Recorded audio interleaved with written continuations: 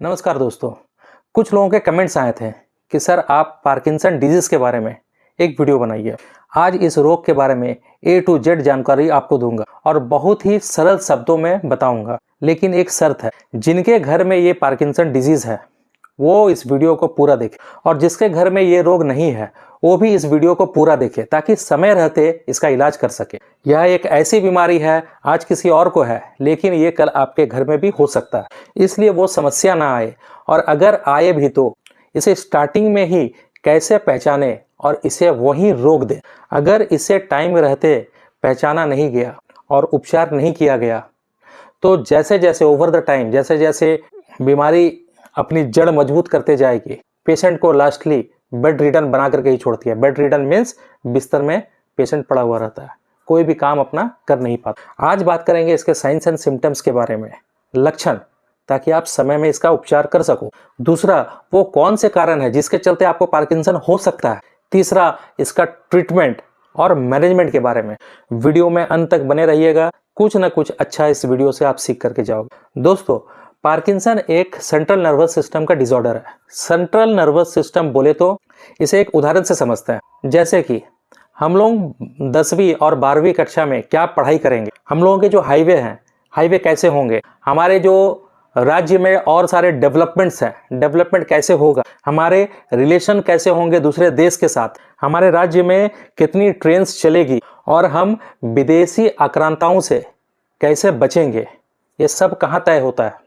ये सब तय होता है दोस्तों दिल्ली में, जिसे हम लोग बोलते हैं सेंट्रल गवर्नमेंट। सेंट्रल गवर्नमेंट जहाँ से पूरा देश चलता है। इसी तरह हमारे शरीर को चलाने के लिए ऊपर वाले ने हमें दिया है central nervous system. Central nervous system जो कि आपका ब्रेन में होता है, इससे पूरा बॉडी चलता है सुचारू ढंग से। पूरा बॉडी का कंट्रोल यहाँ पे होता है, रिमोट कंट्रोल अगर आप बोलो तो। हमारे बॉडी का जो कंट्रोल है वो है आपका ब्रेन, और ब्रेन में एक एरिया है जिसे कहते हैं बेसल गैंग्लिया, और इस बेसल गैंग्लिया का एक पार्ट है जिसे कहते हैं सबस्टेंटिया निग्रा, जो कि डोपामिन प्रोड्यूस करता है हाइपोथैलेमस के मदद से और बॉडी के मोटर एक्टिविटीज को कंट्रोल करता है। मैं एक अखरोट के जरिए आपको ये समझाना चाहता हूँ, क्योंकि अखरोट की जो बनावट है, जो स्ट्रक्चर है, लगभग हम लोगों के ब्रेन से मिलता है। देखिए, सपोज ये आपका ब्रेन है, ये राइट हेमिस्फीयर एंड ये left hemisphere, right and left hemisphere, ठीक है, बीच में गैप होता है। ठीक, ये ब्रेन का ये फ्रंट साइड है।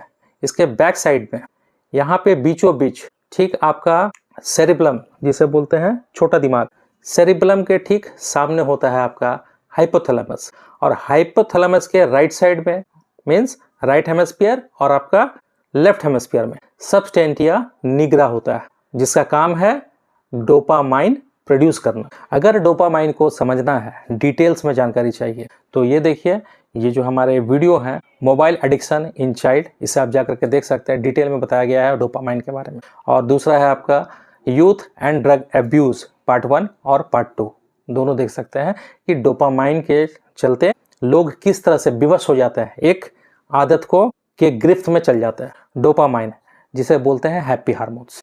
दोस्तों, पार्किंसन में न्यूरॉन सेल्स या तो आपके खराब हो जाते हैं या फिर वो डेड हो जाते हैं। इन सेल्स का काम होता है डोपामाइन बनाना। जितने हेल्दी आपके सेल्स रहेंगे उतना अच्छा आपका डोपामाइन बनेगा, और उतना ही ज़्यादा आपका जब हैप्पी हार्मोन्स ब्रेन में सप्लाई होंगे तो उतना ज़्यादा आप हंसी खुशी रहेंगे और कोई भी प्रॉब्लम नहीं रहेगी। इसे एक उदाहरण से समझते हैं। जैसे जब हम जन्म लिए तो सपोज 50 लाख न्यूरॉन सेल थे, तो तब से अब तक 50 लाख ही न्यूरॉन सेल्स हैं। 50 लाख से एक भी नया न्यूरॉन सेल्स नहीं बन सकता है हमारे पैदा होने के बाद। अब जिसे पार्किंसन है, सपोज 10 लाख सेल्स डेड हो चुके हैं या फिर इम्पेयर हो गए, मीन्स काम नहीं कर रहे हैं, तो वो फिर 10 लाख न्यूरॉन सेल्स रीजनरेट नहीं होंगे। मरीज को 40 लाख जो सेल्स बचे हुए हैं उसी से ही काम चलाना पड़ेगा। हाँ, इसमें ये जरूर कर सकते हैं कि जल्द ये पता लगाया जाए कि सेल्स क्यों मर रहे हैं, और फिर जो 40 लाख बचे हुए सेल्स हैं उन्हें मरने से रोका जा सकता है। 10 लाख जो सेल्स मर चुके हैं उसका एज अ रिजल्ट देखने को मिलता है कि लो डोपामिन लेवल होता है। जब लो डोपामाइन लेवल होता है, लो डोपामिन अगर होगा तो बॉडी में हल्का हल्का कंपन होगा, या तो हाथ हिलेंगे या फिर पैर हिलेगा, एक ही साइड का पहले स्टार्ट होता है, कोई भी हाथ या फिर पैर, जिसे हम लोग ट्रेमोर भी बोलते हैं। अब हम लोग इसके साइंस एंड सिम्टम्स के बारे में बात करते हैं। स्टार्टिंग में हाथ या पैर का हिलना मीन्स शेक होना, कंपन होना, फिर आहिस्ता आहिस्ता कुछ दिन के बाद, कुछ महीनों के बाद और कुछ सालों के बाद आपको लिखने में दिक्कत होगी, अच्छा से ग्रिप नहीं पकड़ पाओगे आप पेन का, बॉडी में स्टिफनेस आएगा, जकड़न बॉडी में स्टार्ट हो जाएगी, जकड़न। चूंकि ये डिजीज आपका प्रोग्रेसिव डिजीज है, प्रोग्रेसिव डिजीज मीन्स आस्ते आस्ते पांव रखता है, आस्ते आस्ते डेवलप होता है, 10 साल 20 साल, इसे डिटेक्ट होने में कम से कम 15 से 20 साल का समय लग जाता है कि हाँ आपको पार्किंसन है। यह डिजीज बच्चों में रेयर होता है, अगर माँ बाप को है तो चांस होता है कि उनके बच्चों के ऊपर ये कभी भी डेवलप हो सके। सेकंड जो साइंस एंड सिम्टम्स है, मरीज को बोलते बोलते वो हकलाने लगेगा। तीसरा जो लक्षण है, मरीज उस रफ्तार से नहीं सोच पाता है जिस रफ्तार से वो बोल रहा होता है, या जिस रफ्तार से वो बोलना चाहता है उस रफ्तार से वो सोच नहीं पाता है, मीन्स लैक ऑफ कोऑर्डिनेशन, सोचने और बोलने में बैलेंस नहीं हो पाता है। चौथा जो लक्षण है इसके, चलते चलते आदमी रुक जाएगा और रुकेगा तो फिर उसे स्टार्ट करने में दिक्कत होगी, प्रॉब्लम होगा चलने में, फिर स्टिफनेस आ जाएगा जकड़न से। अब दोस्तों बात करते हैं इसके कारण की। जो पहला कारण है वो है आपका लो डोपामाइन लेवल। लो डोपामाइन लेवल कब होती है? जब सबस्टेंटिया निग्रा में जो न्यूरॉन सेल्स है वो डेड पड़े, क्योंकि उन्हीं का काम होता है हैप्पी हार्मोन डोपामाइन प्रोड्यूस करना। दूसरा जो लक्षण है वो है आपका स्लीप डिस्टर्बेंस, मीन्स रात में आप सोने चाहेंगे लेकिन नींद ठीक से आएगी नहीं, ठीक से कंप्लीट नींद नहीं हो पाएगी। अगर हम लोग अच्छी नींद लेते हैं तो हमारी जो सेल्स होती है वो खुद ब खुद रिपेयर होती है, लेकिन चूंकि हम लोग स्लीप अच्छा से, नींद अगर पूरी नहीं ले पा रहे हैं तो क्या होगा, आपका जो सेल्स रिपेयर होना था वो नहीं हो पाएगा। तीसरा जो है दोस्तों वो है आपका फैमिली हिस्ट्री। अगर फैमिली में किसी को है, सपोज मम्मी पापा को या दादा या दादी को किसी को था, तो चांस बनता है ये आपको भी किसी भी उम्र में डेवलप करने का। चौथा जो है दोस्तों, चौथा है आपका हेड इंजरी। अगर हेड इंजरी होती है और हम लोग सही से उसका उपचार नहीं करते हैं तो चांस बनता है आगे ये जा कर के सालों में, 5 साल 10 साल 20 साल के बाद ये डेवलप हो सके। पांचवा जो है दोस्तों वो है आपका कॉन्स्टिपेशन, कब्जियत। कब्जियत के चलते भी चांस बनता है पार्किंसन होने का। सिक्स्थ जो है दोस्तों, छठा है आपका प्रोसेस्ड फूड। प्रोसेस्ड फूड बोले तो मीन्स जो भी फूड जो केमिकल से खाने योग्य रखा गया है 3 महीने 6 महीने रिजर्व करके, और आप उसकी मैन्युफैक्चरिंग हुई है सपोज जनवरी में और आप उसे खा रहे हो अक्टूबर में, तो उतना दिन जो आपका पैकेट में वो बंद है प्रोसेस्ड फूड, वो क्या है, केमिकल दे करके ही उसको खाने योग्य रखा गया है उतना दिन तक, 6 महीने 7 महीने तक। ये सब का अगर ज़्यादा सेवन करते हैं तो चांस बनता है कि पार्किंसन होंगे आगे चल करके। 7th जो पॉइंट है दोस्तों वो है आपका स्ट्रेस। बहुत ज़्यादा सोचना, मीन्स बहुत ज़्यादा एग्रेसिव अपने फ्यूचर को लेकर के, क्या करेंगे, हमसे तो कुछ हो नहीं रहा है, 30 साल तो ऐसे ही निकल गई है ज़िंदगी की, अभी तक मैं अपने पैर में खड़ा नहीं हो पाया हूँ। मीन्स तरह तरह के चीज़ सोचते रहना, अपने पास्ट या फ्यूचर के बारे में सोचना, अपने फ्यूचर को लेकर के इनसिक्योर महसूस करना। अगर आप इस पार्किंसन को ठीक से नोटिस करके देखोगे तो आप देखोगे कि जो सुपर रिच वर्ग है, सुपर रिच जो बहुत ज़्यादा अमीर है, उनमें ये डिजीज़ मिलेगा ही नहीं, बहुत रेयर मिलता है। क्यों? क्योंकि उनकी वो निश्चिंत है, पैसा इतना है, अथवा पैसा है, वो कुछ भी कर सकते हैं, कहीं भी घूम फिर सकते हैं, कहीं भी जा सकते हैं, कोई फ्यूचर की टेंशन नहीं है उनको। और जो लो कैटेगरी है, सबसे जो निम्न कोटि के आते हैं, लो कैटेगरी जो बहुत ही गरीब है, उनको भी इससे मतलब नहीं है, उनको तो नाम ही नहीं पता है डिजीज़ का, वो भी बिंदास, आज कमाएं आज खाएं आज रहें, कल का उनको कोई फिक्र ही नहीं है, कुछ सोचता ही नहीं है। इस ट्रैप में कौन फंसता है? ज़्यादातर मिडिल क्लास वाले, जो एजुकेटेड क्लास है, वो बहुत ज़्यादा कॉन्शियस रहते हैं कि फ्यूचर में ये करना है, मेरा बेटा डॉक्टर बनेगा, मेरा बेटा एरोनॉटिकल इंजीनियर बनेगा, मीन्स हमेशा कुछ ना कुछ दिमाग में चल ही रहा है, तो ये सबसे स्ट्रेस पैदा होता है। ये भी एक कारण है आपका पार्किंसन होने का। जितना हो सके बिंदास रहिए, खुशी रहिए, खुश रहना है। ये बेसिकली हो क्या रहा है, हैप्पी हार्मोन आपका, उसका लेवल ब्रेन में लो हो चुका है, इसके चलते पार्किंसन हो रहा है। तो खुश रहने का, सिंपल सी बात है, जिस काम में आपको खुशी मिलती है वो काम कीजिए। अब बात करते हैं दोस्तों ट्रीटमेंट की। अगर देखा जाए तो मॉडर्न साइंस में बहुत ज़्यादा रिलायबल ट्रीटमेंट नहीं है, लेकिन ट्रीटमेंट क्या होती है, मेन जो फोकस होता है ट्रीटमेंट का वो होता है टोटली डोपामाइन के ऊपर, कि डोपामाइन का जो लेवल आपका लो हो चुका है उसे कैसे इंक्रीज किया जाए। क्योंकि वो ऑटोमेटिक अगर इंक्रीज होगा तो जो आपके बॉडी में सिम्टम्स देख रहे हैं, ये हाथ का हिलना या फिर स्टिफनेस बॉडी में अकड़, है ना, आपका मूवमेंट में दिक्कत, अपने आपके डेली एक्टिविटीज़ में दिक्कत, वो ऑटोमेटिक ठीक हो जाएगी। तो क्या होता है, इसे नेचुरली तो नहीं, इसे कुछ मेडिसिन ऐसे हैं जिसको दे करके, ओरल मेडिसिन जिसको खा करके लोग कोशिश करते हैं डोपामाइन लेवल इंक्रीज करने का।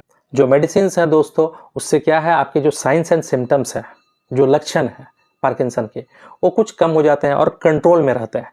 क्योर हो जाएगा ऐसा कुछ नहीं है, क्योंकि मैं पहले आपको बताया हूँ जो सेल्स डैमेज हो चुके हैं वो फिर से रीजनरेट नहीं होंगे। डोपामाइन लेवल को बढ़ाने के लिए ड्रग ऑफ चॉइस है, जो पहला ड्रग ऑफ चॉइस है वो आप यहाँ पे देख सकते हैं, लिवोडोपा नाम की मेडिसिन आती है। उसका ब्रांड है आपका संडोपा भी बोल सकते हैं।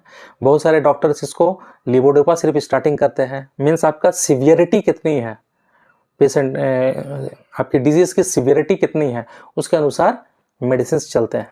लिवोडोपा के साथ आपका कार्बिडोपा, दोनों मिक्स करके दवाई चलता है इसका, जिसका ब्रांड नेम है आपका सनडोपा प्लस। यहाँ फोटो में भी देख सकते हैं, सन कंपनी की आती है। किसके सुपरविज़न में, हमेशा एक न्यूरोलॉजिस्ट के सुपरविज़न में ये दवाई चलनी चाहिए। कभी भी आप अपने से लेकर के इसे मत खाना। डॉक्टर, एक न्यूरोलॉजिस्ट देखते हैं कि कितना सिवियरिटी है पेशेंट में, उसके हिसाब से आपका सनडोपा प्लस या फिर इसके साथ जिंकोविट या फिर कोई एक मल्टीविटामिन दिया जा सकता है, जैसे कि आपका सुप्राडीन, और साथ में अगर ज़रूरत हो तो पेसिटेन टैबलेट 2 mg या फिर 5 mg।